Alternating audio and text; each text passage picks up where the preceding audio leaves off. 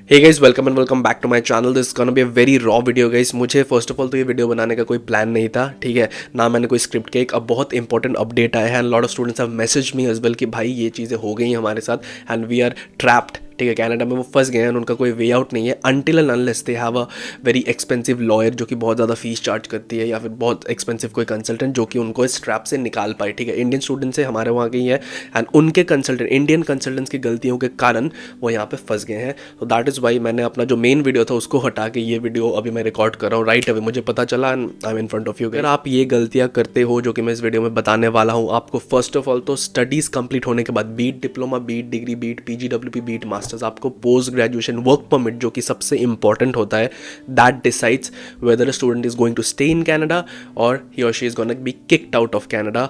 वो PGWP जो होता है ना, वो आपको इशू नहीं करेगी गवर्नमेंट, इशू नहीं करेगी गवर्नमेंट। अगर वो इशू नहीं होगा, आप कैनेडियन एक्सपीरियंस नहीं ले पाओगे, आप नॉक नॉके नॉक्सी कुछ जॉब नहीं कर पाओगे।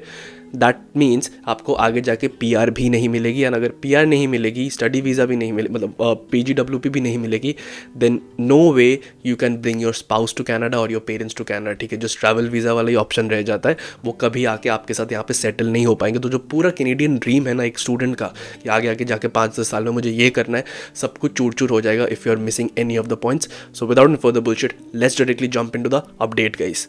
कनाडा में बहुत तरह के बहुत कैटेगरीज के बच्चे आते हैं, बट ये जो गलती है ना, जिसके लिए आपको स्टडी वीज़ा में कनाडा आने में ही दिक्कत होगी फर्स्ट ऑफ ऑल, तो PR वगैरह तो बाद में मिलेगा भी नहीं। ठीक है, ये 3 कैटेगरी ऑफ बच्चे करते हैं। नंबर 1, जिसने वीज़ा फाइल लगाना है बट उसको अपने ही फाइल में अपने डॉक्यूमेंट्स कुछ जालीबाजी किया होगा, कुछ फेक डॉक्यूमेंट्स अटैच किया होगा, कुछ कुछ इधर से उधर किया होगा and he or she lakhs confidence and trust in their own file, तो वो ये गलती करेगा। नंबर 2, जिसने फाइल लगा लिया है जिसका रिफ्यूज़ल रिजेक्शन आ गया है for any reason, be it SOP हो गया, LOA हो गया, ठीक है, कुछ भी इधर से lack of finances, lack of GIC amount, late file लगाया है, कुछ इधर उधर किया है, कंसल्टेंट्स की गलती है, एनीथिंग कैन हैपन, बट उसके लिए उनको रिजेक्शन आया है, वो स्टूडेंट भी ये गलती करेगा। नंबर 3, जिसके पास इनटेक के लिए टाइम ही नहीं बचा, उसको पता है कि सीट चले जानी है, तो वो रश में फाइल लगा रहा है, भाग के फाइल लगा रहा है कि भाई कंसल्टेंट को बोल रहा है कि कहीं पे भी लगा दो।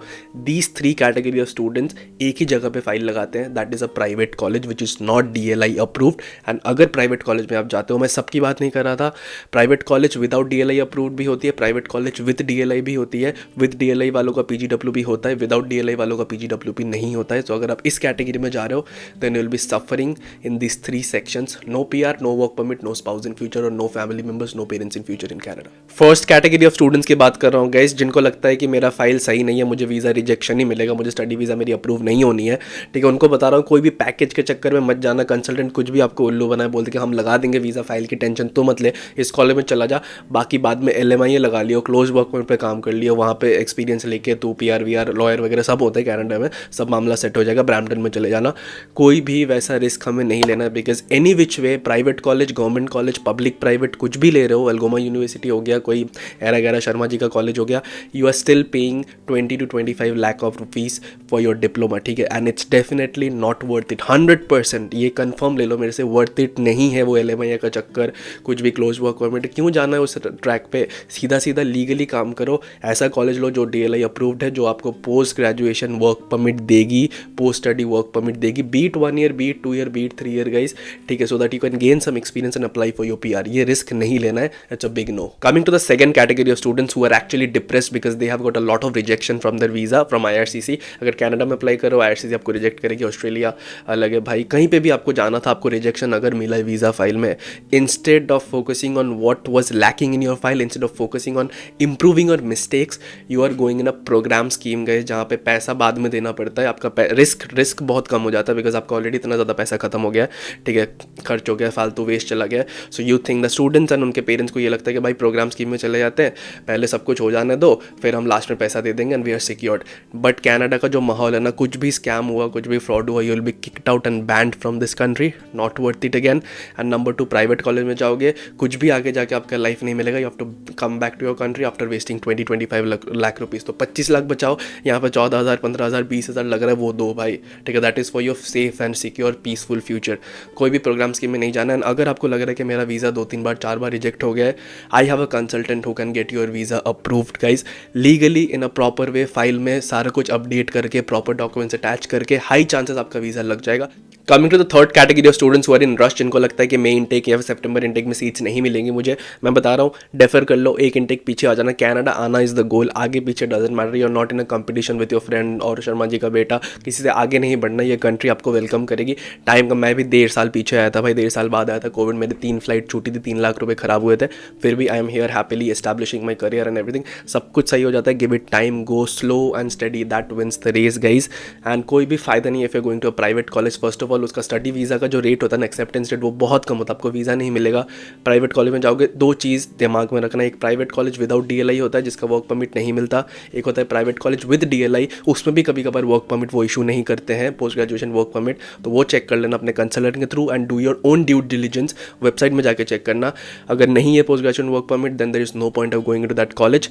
अगर स्टक हो जाओगे, एक और ऑप्शन है, वे आउट है, आपको कॉलेज ही पूरा चेंज करना पड़ेगा, you have to take a new course, new admission, new intake, जो जितना 25 लाख लगा वो दोबारा देना पड़ेगा in a 2 year diploma program और 1 ईयर प्रोग्राम, तो कोई फायदा नहीं है, ठीक है। ये it's a dead end guys, कहीं से भी जाओ इट्स अ डेड एंड, तो make sure you are taking the right choices, the right decision and taking a college with post graduation work permit which will allow you to work here in Canada in any job category to get your PR। अब ये post graduation work permit का मिलना या ना मिलना PR से कैसे linked है, if you have common sense you know guys, because अगर आपके पास कैनेडियन वर्क एक्सपीरियंस नहीं होगा, आप कनाडा के जो PR पाथवेज होते हैं, एक्सप्रेस एंट्री, PNP, उसमें एक ऐसा स्पेसिफिक पाथवे भी है जहाँ पे अगर आपके पास certain amount of Canadian experience है then you can apply for the PR in that pathway, बहुत जल्दी क्लिक्स में PR आपको मिल जाती है, तो वो पाथवे आपके लिए पहली बैन हो जाएगी, you are not allowed in that because आपके पास एक्सपीरियंस नहीं है।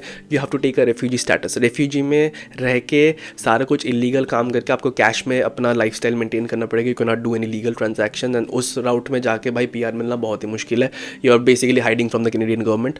नहीं जाना, हमें अपनी लाइफ बर्बाद नहीं करनी है। एंड अगर आपके पास कैनेडियन एक्सपीरियंस नहीं है, सीधा सीधा आपका PR होने का चांस बहुत मिनिमल है, स्लिम है, एंड ऐसे भी कट ऑफ इतना ज़्यादा हाई है, not able to pass the CRS category, CRS score जो भी मिनिमम कट ऑफ है 500, 560, 540, वो नहीं कट ऑफ होगा, it's a dead end guys again. Coming to the last and most important point, to have a secured family in Canada. अभी student हो, आगे जाके शादी करोगे, बच्चे होंगे, मम्मी पापा को बुलाओगे, वो भी बूढ़े हो रहे हैं, भाई बहन को बुलाओगे, एक स्टेबल घर चाहिए, गाड़ी चाहिए, एक फैमिली चाहिए, that is the essence of life in abroad guys. वो सारा कुछ आपका नहीं होगा if you are not PR, because PR के बिना एक स्टेबल नौकरी मिलना, एक गवर्नमेंट से stable financial help, health care benefits, ये सारा कुछ आपको नहीं मिलेगा if you are not a PR here in Canada. PR लेना बहुत ईजी है but everything should be legal, आपको क्लियर रखना पड़ेगा कि हाँ मैं ये स्टेप करूँगा मुझे PR मिल जाएगा। गलत राउट मत लो, गलत डिसीजन मत लो, स्टूडेंट फेज ही वो सारा कुछ डिसाइड करती है आगे जाके आपका लाइफ कैनेडा में हेल होगा या हेवन होगा। So make sure you are eligible enough to apply for the PR, eligible enough to bring your parents, bring your spouse, have kids, have all the benefits here in Canada and enjoy your life abroad guys. Be an example, not a depressed guy who has bad choices in life and is suffering in Canada. Canada को तुम bitch कर रहे हो, Canada को गंदा बोल रहे हो, Canada अच्छी country, it's all worth it but depends on the student's mindset. That's it for this video guys, बहुत ही छोटा सा क्रिस्प सा वीडियो था, मुझे ये इन्फॉर्मेशन देनी थी, मेरा मेन वीडियो नहीं था, कुछ और आने वाला था but I have to stop that, postpone that shoot and make this video for you so that you know the knowledge beforehand and avoid doing any mistakes which can ruin your career. That's it. Share करो दबा के, बहुत लोग तक ये video पहुंचाओ so that nobody makes a mistake like that. It's a community guys, आप किसी से compete नहीं करो, सारे मिलके कैनेडा हो, सारे मिलके ग्रो करो, इंडिया का नाम रोशन करो guys. That's it. Till then stay awesome, stay sexy. Love you all. मिलते हैं अगले वीडियो में, तब तक के लिए खुदा हाफिज़।